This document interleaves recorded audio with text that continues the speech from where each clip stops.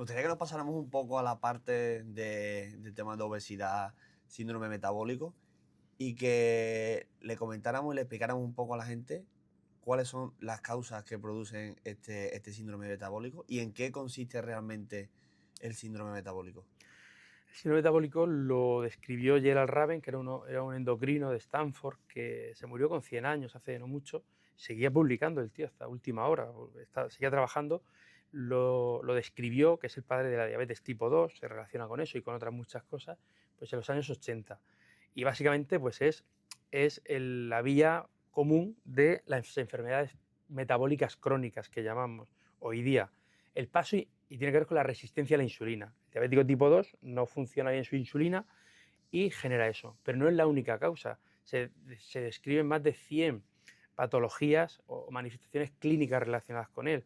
Por ejemplo, la gota, que pensamos que es solo una cuestión de articulaciones, es manifestaciones del síndrome metabólico.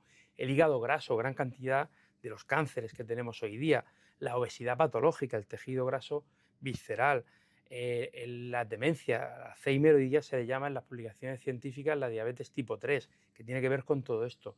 Entonces, todo eso son manifestaciones. El paso inicial, antes de las manifestaciones clínicas, es la resistencia a la insulina. Mi insulina no funciona bien, tengo la glucosa más alta de lo que debo y más tiempo, y venga a producir insulina a ver si consigo meterla en la célula. Eso sería el paso previo. Es el origen fisiopatológico antes de las manifestaciones clínicas.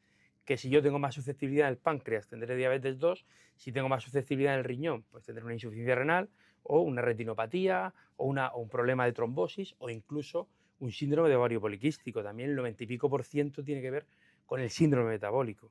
El paso previo a esa resistencia a la insulina, pues muchas veces la inflamación crónica de bajo grado, que luego da esto, la resistencia a la insulina, y el paso previo es la alteración es la inflamación del tejido graso digestivo, del mesenterio, el órgano mesentérico, que es por donde le llegan los vasos y los nervios al intestino delgado. Luego viene el hígado graso, o la alteración de la funcionalidad hepática, y el paso inicial es la rotura de esas tres líneas de defensa que tenemos, microbiota en el tubo digestivo, microbiota y ácido graso de cadena corta, que es la más externa, la capa de moco con células del sistema inmune y las células, el enterocito o el colonocito, que esté bien. Cuando empezamos a destruir eso, ya se produce una batalla del sistema inmune ahí digestivo, en el mesenterio y tal. Y eso puede pasar a sistémico. Por ejemplo, tener la proteína C reactiva en sangre elevada de forma crónica, pues nos habla que tenemos ya una inflamación crónica de bajo grado. Entonces, si la tenemos sistémica, la tenemos la digestiva previa. Y eso es el inicio de todo. Entonces, es muy importante, es muy fácil saber si tenemos síndrome metabólico o no, si tenemos obesidad o tejido graso que no funciona bien, aunque no tengamos mucha cantidad de tejido graso, pero que está donde no debe estar, alrededor del páncreas, en el hígado, alrededor un mesenterio inflamado, alrededor de los músculos, alrededor del corazón, pues ya tenemos un factor. Diabetes o tratamiento para la diabetes, hipertensión o tratamiento para la hipertensión, los triglicéridos elevados y el HDL bajo. De esos 5, si tenemos 3, tenemos síndrome metabólico. Si tenemos los 5, pues estamos mucho peor, lo tenemos. Si tenemos 2, no lo tenemos, pero probablemente vamos de camino a ello. Entonces es muy fácil de detectarlo. Si queremos, aunque no lo tengamos, si queremos verlo previo, pues tenemos que ver cómo está nuestra microbiota o cómo está nuestra inflamación crónica, por ejemplo, con esa proteína C reactiva que hoy día está en todas las analíticas. Y esos 5 puntos que nos has comentado, ¿cómo podríamos considerar cuando una persona, por ejemplo, tiene obesidad? ¿A partir de qué punto podemos decir, vale, esta persona tiene... Podemos hacer muchos indicadores, el índice cintura-cadera, la cintura en centímetros, el porcentaje de grasa corporal, pero sabemos que hay gente que tiene un exceso de grasa corporal y durante muchos años no le va a hacer un efecto negativo. Es verdad que hay que intentar revertir el tejido graso en exceso, pero también sabemos que hasta un 30% de personas supuestamente delgadas, que el porcentaje de grasa que tienen es menos del que deberían, pero está mal distribuida, pues tienen síndrome metabólico o van de camino. Entonces no es tanto, por eso hablamos de tejido graso patológico. Tejido graso patológico es el que es proinflamatorio, el que tiene mucha leptina y poquita adiponectina.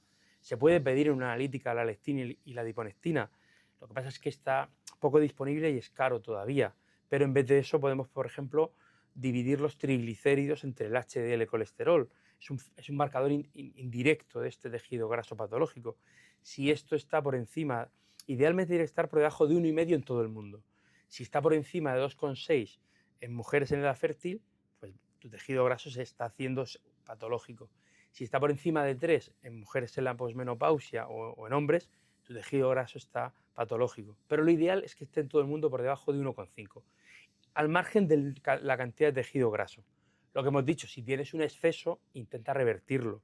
Pero también, volviendo a los ecos cognitivos del principio, claro, si yo veo una persona delgada, bajo la guardia, pues un 30% me voy a llevar un chasco porque tiene factores de síndrome metabólico.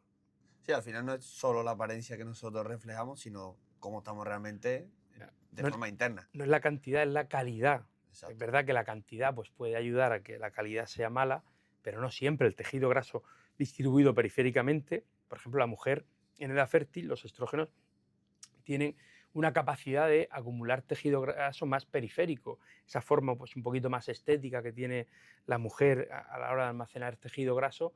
El hombre no tiene esa ventaja y lo almacena más pues, en la barriga y dentro de la cavidad abdominal o torácica. Entonces, a igualdad de tejido graso, si está más metido dentro de las cavidades, pues va a ser más patológico.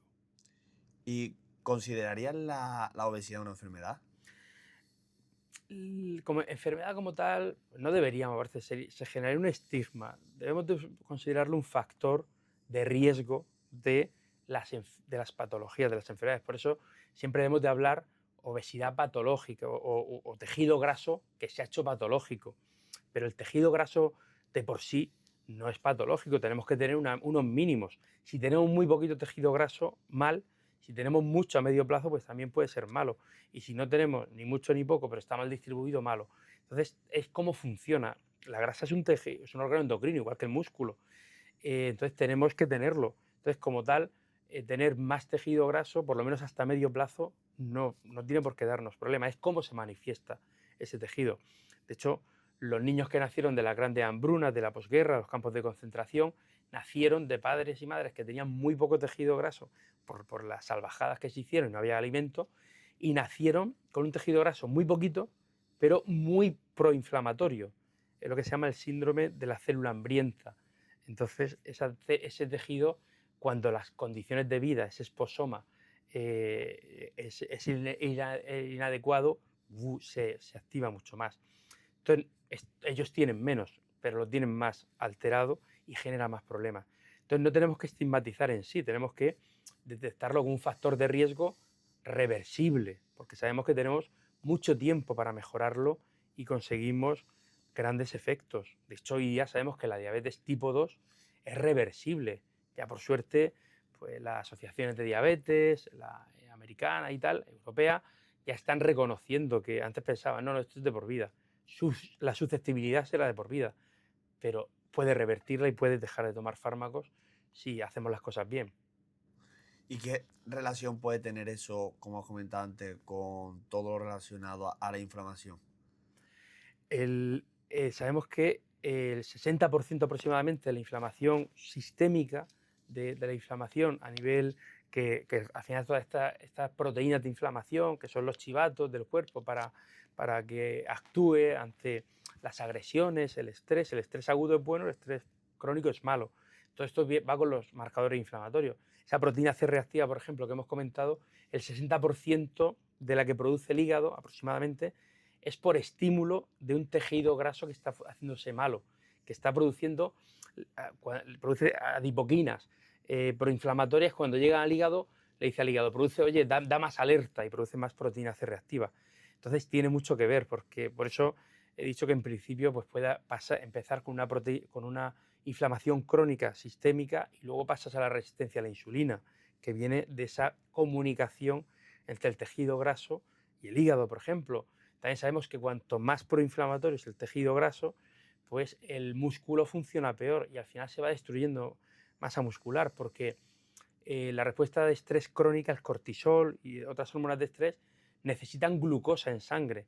¿Y cómo la conseguimos? Pues rompiendo músculo para que esos aminoácidos en el hígado produzcan esa glucosa que necesitamos en la respuesta de alerta.